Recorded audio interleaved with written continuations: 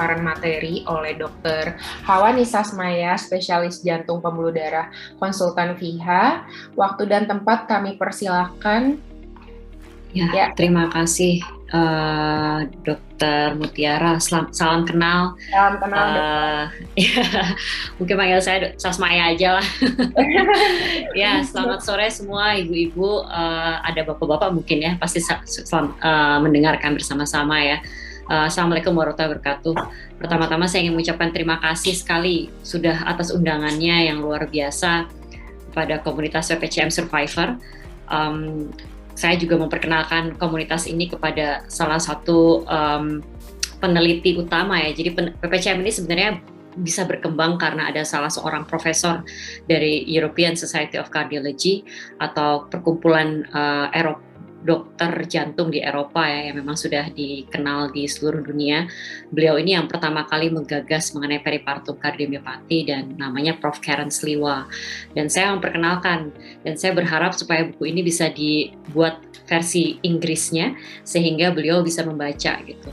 Saya memperkenalkan komunitas ini juga dan beliau bilang beliau sangat mengapresiasi. Oke.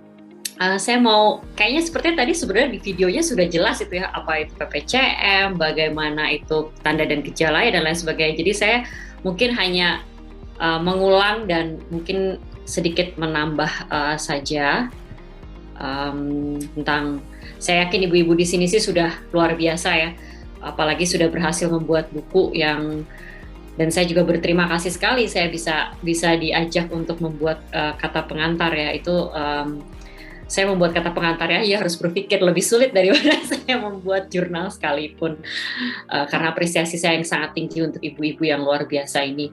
Akhirnya buku Satu Jantung Sejuta Cerita ini bisa diluncurkan ya, dan setiap kali saya membaca nggak merinding gitu, rasanya merinding sekali gitu karena melihat perjuangan daripada ibu-ibu ini ya.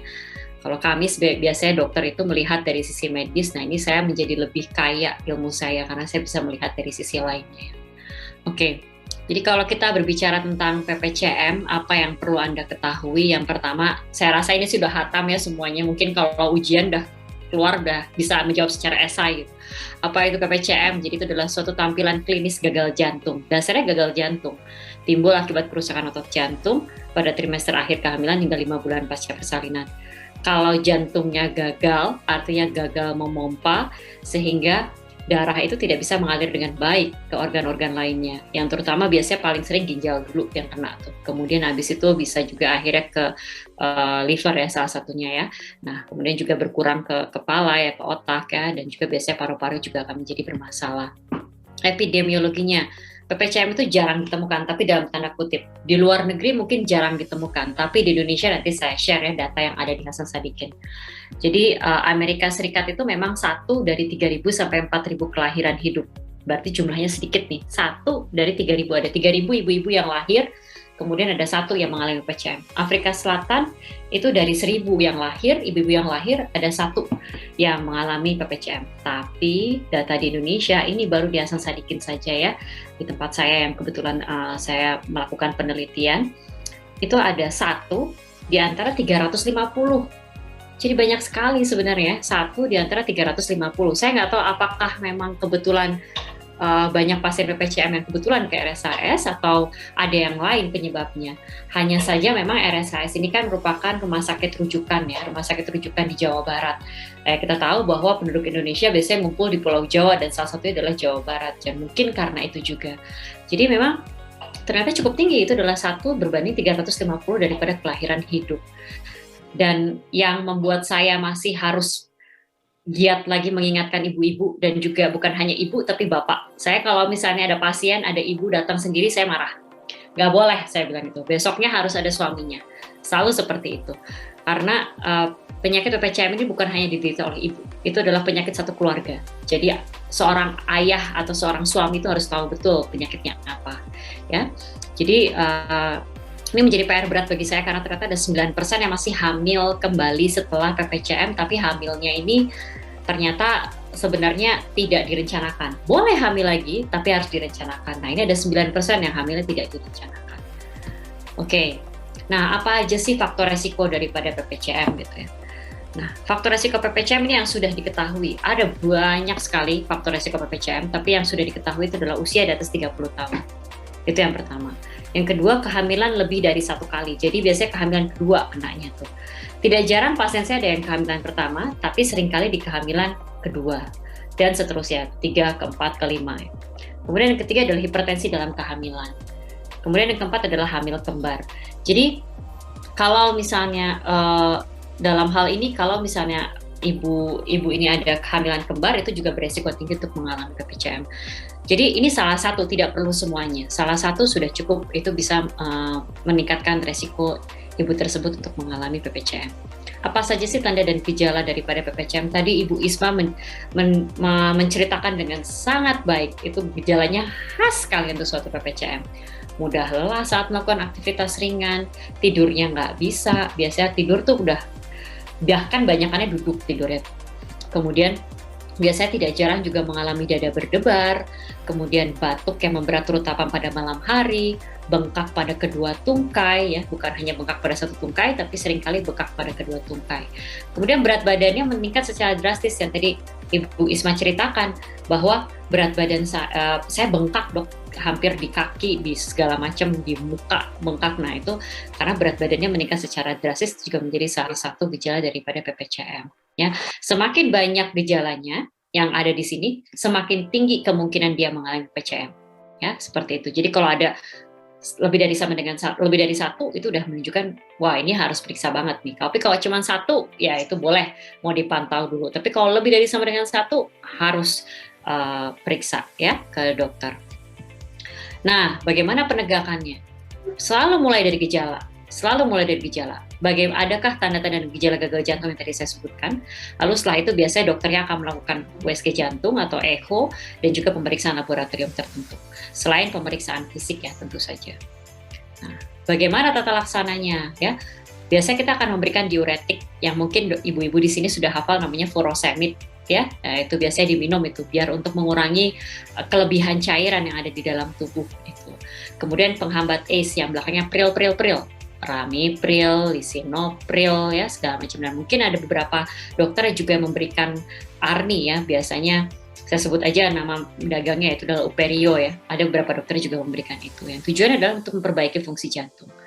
Lalu penghambat beta adrenergic, biasanya yang sering dikasih bisoprolol gitu ya, yang sering dikasih carvedilol ya, itu yang sering dikasih. Dan ini tujuannya adalah untuk memperbaiki fungsi jantung juga, dan juga untuk menurunkan frekuensi denyut jantung. Kemudian kadang-kadang tidak selalu semuanya, beberapa pasien kita perlu juga berikan spironolakton ya. Spironolakton ini juga dipergunakan untuk memperbaiki fungsi jantung dan mencegah progresivitas gangguan jantungnya. Yang terakhir juga ada obat-obatan lain yang tidak jarang dipergunakan gitu ya. Biasanya mungkin ada beberapa pasien yang kadang-kadang saya juga berikan bromokriptin ya. Yaitu bromokriptin juga ada yang berperan untuk memperbaiki pompa daripada si jantung. Oke, nah jadi selain obat-obatan, ada peranan penting dari pasien. Ada peranan penting dari pasien dan keluarga ya. Itu adalah perubahan gaya hidup.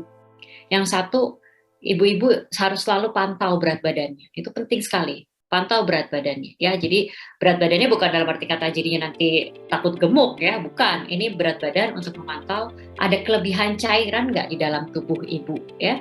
Jadi biasanya yang kita anggap bahwa oh ini nggak normal nih, itu adalah peningkatan berat badan 1,5 sampai dengan 2 kilo dalam 3 hari. Kalau 1,5 sampai dengan 2 kilo dalam 1 bulan berarti kebanyakan ngemil. Ya, mungkin nonton Ikatan Cinta sambil ngemil, nah itu biasanya jadi berat badannya naik ya. Nah, tapi kalau misalnya 1,5 sampai 2 kilo dalam 3 hari, nah itu nggak normal. Itu harus dikonsultasikan dengan dokternya. Ya, bahkan mungkin biasanya saya akan mengajari pasien saya, biasanya pasien tuh udah lebih jago malah ngatur furosemidnya. Saya akan bilang kalau naik, langsung minum furosemidnya, dosisnya dinaikkan. Nah, seperti itu. Olahraga ini sangat penting.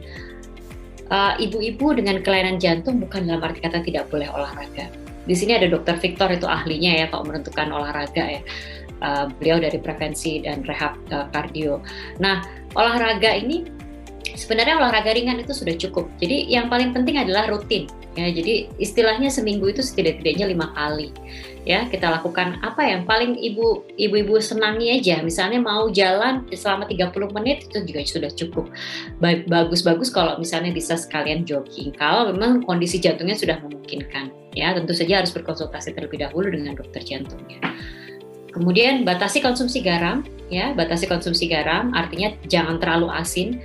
Memang kalau misalnya mau secara literatur kita disarankan untuk membatasi 2 sampai dengan 4 gram dalam 1 hari. Artinya berapa sih? Paling banyak tuh 1 sendok teh gitu ya, 1 sendok teh muncung itu paling banyak pengonsumsi garam dalam waktu 1 hari. Hanya saja kadang-kadang sulit, boleh nanti dikonversikan. Biasanya kalau misalnya ada makanan yang hindari aja makanan-makanan yang asin. Lalu makanan-makanan kemasan tuh, sosis segala macam itu yang kemasan-kemasan itu pasti kandungan garamnya sangat tinggi. Indomie ya, mohon maaf, Indomie mungkin harus berkreasi, mie-nya boleh tapi mungkin bumbunya yang harus dikreasikan ya, seperti itu. Perbanyak makan sayur dan buah tentu saja. Kemudian hindari rokok dan alkohol dan kendalikan stres. Poin terakhir juga masih menjadi PR buat saya karena sepertinya stres itu sangat sulit untuk dihindari ya kalau misalnya dalam hidup. Tapi kita harus coba untuk mengendalikan. Lalu setelah terdiagnosis PPCM apa yang harus kita lakukan? Yang pertama, pahami PPCM itu apa sih? Karena kalau misalnya kita tidak memahami, kita tidak mengerti, maka biasanya kita tidak menjadi patuh dalam mengobati diri kita sendiri, gitu ya. Dokter itu hanyalah satu media. Ya, dokter itu hanya satu media. Yang sebetul-betulnya dokternya itu adalah ibu-ibu sendiri. Dokternya itu ibu sendiri, sehingga ibu harus tahu sakitnya itu apa, dan obat-obatannya itu tujuannya untuk apa yang harus saya lakukan ketika saya sudah terdiagnosis PPCM. Ya, itu jadi pahami PPCM. Makanya adanya komunitas PPCM survivor ini sangat membantu. Tidak hanya para penderita, tapi juga dokter. Benar-benar membantu. Saya seringkali bilang sama pasien saya, coba bergabung dengan PPCM Survivor. Di situ banyak informasi dan lain sebagainya ya. Jadi itu tidak hanya membantu pasiennya sendiri, tapi juga membantu kami dokter dan juga tentu saja membantu juga masyarakat awam secara keseluruhan untuk lebih aware terhadap PPCM. Patuh dalam meminum obat ini sangat penting. Jangan pernah menaik turunkan obat tanpa rekomendasi dokter. Yang ketiga, rutin kontrol, itu penting sekali. Libatkan keluarga. Keluarga harus tahu, ya, apalagi suami ya, itu harus tahu. Gitu. Jadi yang sakit PPCM bukan hanya ibu, tapi juga keluarga ya. Dan jangan lupa KB. Kenapa saya selalu bilang jangan lupa KB? Karena boleh hamil lagi, tapi direncanakan. Jangan tidak direncanakan. Kalau tidak direncanakan itu jangankan ibu ya, saya aja sakit kepala gitu. Jadi saya memang betul-betul kalau pasien PPCM itu pasti saya tanya, sudah KB belum? Sudah KB belum? Pasti begitu. Gitu. Apalagi kalau misalnya udah anaknya lebih dari 2, pasti saya akan merayu untuk mau di steril. Biasanya seperti itu, ya, karena sudah banyak pengalaman bagaimana sih ceritanya sampai pasien yang tadinya sudah bagus menjadi perburukan kembali fungsi jantungnya. Makanya ini adalah 5 hal yang harus dilakukan setelah terdiagnosis PPCM. Nah, tapi jangan bersedih hati. Saya selalu tuh bilang dari awal, wah segala macam diomongin semuanya, tapi di akhir saya kasih hadiahnya. PPCM itu bisa kembali normal. Bahkan kalau misalnya saya boleh jujur, dari berbagai penelitian terbaru harus kembali normal. Jika tidak kembali normal, maka harus dipikirkan penyebab lainnya. Gitu ya, karena PPCM itu diagnosisnya lumayan susah sebenarnya. Kalau kita mau yakin PPCM. Jadi, tapi kembalinya itu macam-macam. Ada yang 3 bulan udah balik, ada yang 6 bulan udah balik, ada yang 1 tahun udah balik, ada yang sampai 3 tahun baru balik, berbeda-beda. Ya, tapi pada prinsipnya harus kembali. Jika 3 hal dipatuhi, yaitu adalah minum obat secara rutin, kontrol secara rutin, dan tidak hamil terlebih dahulu sebelum direncanakan. Gitu ya. Nah, itu. Selama mematuhi ini harusnya kembali. Ya, dan yang terakhir adalah selama deteksi dini dan penanganan secara cepat akan memberikan hasil yang luar biasa. Makanya kenapa PPCM ini menurut saya sangat penting untuk diketahui ya, karena kalau terdiagnosis ditata laksana dengan baik, ibu ini akan selamat dan akan baik-baik saja gitu sampai nanti tua gitu ya. Nah, jadi saya membuat suatu akronim ya dari PPCM untuk tingkatkan kewaspadaan. P pertama, perhatikan faktor-faktor resiko PPCM. Ya, tadi sudah tahu bersama usia di atas 30 tahun, yang kedua adalah hipertensi dalam kehamilan, lalu yang ketiga adalah hamil yang kedua ataupun lebih, kemudian yang keempat adalah hamil kembar. Lalu pantau, adakah gejala dan tanda gagal jantung selama kehamilan? Nah, ini yang selalu menarik gitu. Jadi kalau mudah capek, ibu hamil perut besar juga mudah capek. Tapi mudah capeknya PPCM itu seperti yang disebutkan Bu Isma tadi. Capek, udah istirahat, tetap aja capek gitu. Itu tidak normal, begitu ya. Itu tidak normal. Lalu kalau tidur, ibu hamil tidur juga perutnya besar, kadang-kadang nggak nyaman juga ya. Saya juga waktu hamil rasanya nggak ada posisi yang enak gitu pada saat hamil besar. Tapi kalau kita tahu kalau kita miring sebelah kiri, biasanya kalau lagi hamil tuh miring sebelah kiri itu enak gitu. Miring sebelah kiri ini rasanya nyaman. Itu pula yang saya rasakan waktu saya hamil ya. Tapi kalau ibu-ibu PPCM yang saya tahu dari pasien saya, mau miring kiri, miring kanan, sampai nungging juga nggak akan ada perbaikan keluhan sesaknya. Nah itu perbedaannya ya. Kemudian kakinya biasanya bengkak dua-duanya. Tapi bedanya ibu hamil juga bisa bengkak kakinya. Ya, bedanya bengkak kakinya itu biasanya di area tulang kering itu sampai bengkak. Kalau tulang keringnya sampai bengkak, nah itu kemungkinan adalah suatu PPCM, begitu ya. C-nya adalah cek kesehatan Anda dan kandungan. Jadi penting sekali pada akhir kehamilan harus lebih sering lagi cek kesehatan dan kandungannya ya. Dan M, mencari pertolongan ke dokter secepatnya jika Anda mempunyai faktor resiko atau merasakan tanda dan gejala PPCM.